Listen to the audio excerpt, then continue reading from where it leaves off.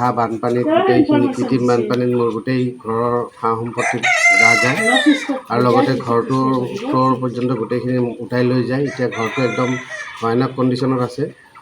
কেতিয়া ঘৰটো ভাঙি পৰে তাৰে ভয়তে আমি এইটো বেলেগ এটা ৰুমত শ্বিফ্ট কৰিছোঁ। এতিয়া চৰকাৰৰ এইখিনি সাহাৰ্য যে মোৰ এইখিনি কিবাকৈ অলপ কম্পেনচেশ্যন দি কিনে তেওঁ মোৰ ক্ষতিপূৰণৰ সেইখিনি যাতে মোৰ জীৱনটো গঢ়াত সহায় কৰে। এইটো এবাৰ নহয় আৰু এবাৰ হৈছে 2022-ত। তেতিয়া আমি DC ছাৰক কৈছিলোঁ, গোটেইখিনি আমি ৰাইজে গৈছিলোঁ। যাওঁতে তেওঁলোকে আহি কিনে এইটো এইবাৰেই নহয় আৰু এবাৰ হৈছে এনেকুৱা।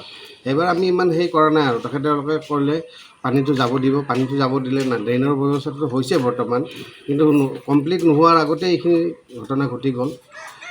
আমি এতিয়া এইখিনি কওঁ যে এইটো প্ৰপাৰ ড্ৰেইনেজ ছিষ্টেম কৰি কিনে যাতে পানীখিনি ওলাই যায়, কাৰো ক্ষতিসাধন নহয়। আৰু আমাৰ এইখিনি অকল ময়ে ভোগা নাই, মোৰ ওচৰৰ পৰিৱেশৰ মানুহবিলাকৰ গোটেই গেলাময় পৰিৱেশ হৈ গৈছে। তেওঁলোকৰ ঘৰতো ক্ষতিসাধন হৈছে। মোৰ ওচৰৰ দত্ত খুৰাৰ ঘৰতো পানী সোমাইছে। এনেকৈ তেখেতে বয়সস্থ মানুহ এজন থাকে, তেওঁলোকৰো বেয়া লাগে।